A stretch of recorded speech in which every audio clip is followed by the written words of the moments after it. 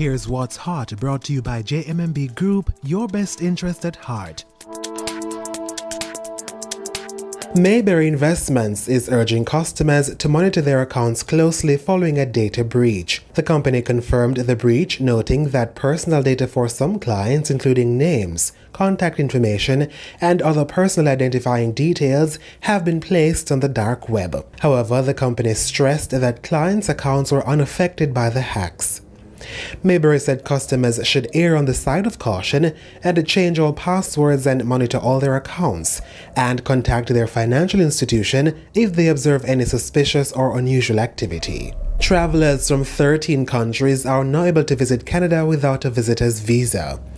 Canada already allows visa-free travel to over 50 countries. According to the government, travelers must have either held a Canadian visa in the last 10 years or currently hold a valid United States non-immigrant visa to be eligible. The visa-free travel has been extended to Antigua and Barbuda, St. Lucia, Trinidad and Tobago, St. Vincent and the Grenadines, St. Kitts and Nevis, Panama, Argentina, Costa Rica, Uruguay, Morocco, Seychelles, Thailand, and the Philippines. Jamaica did not make the list.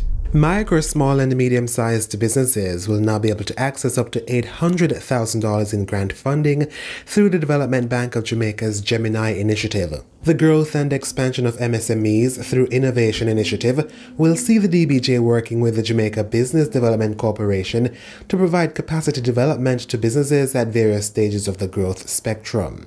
The DBJ has set aside $100 million for the pilot program, which will run until the end of 2024's financial year. The DBJ will provide up to 80% or up to $800,000 per business in funding towards business development services, while the JBDC will assess MSMEs and create a work plan to support their transition through the various stages of growth.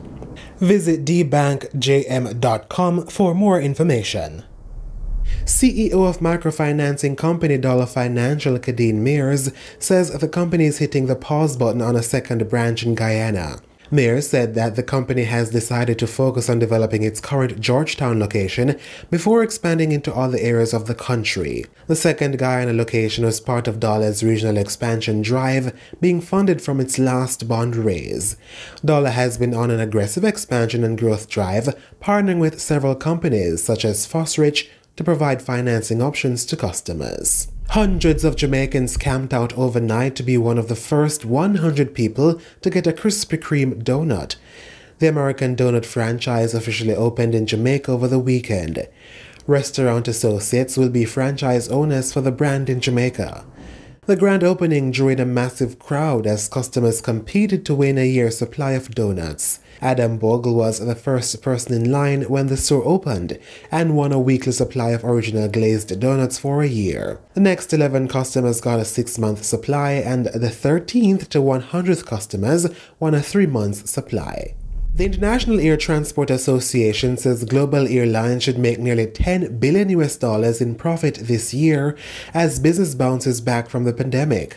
In its forecast on Monday, the IATA more than doubled its 2023 profit forecast for the global airline industry, despite the potential of an economic downturn. The agency said airlines are expected to make $9.8 billion in net profit in 2023. It added that the forecast was based on increased cargo revenues, China's reopening, and lower jet fuel prices. 4 billion people are expected to travel by air this year, which is a significant increase from 1.8 billion passengers in 2020.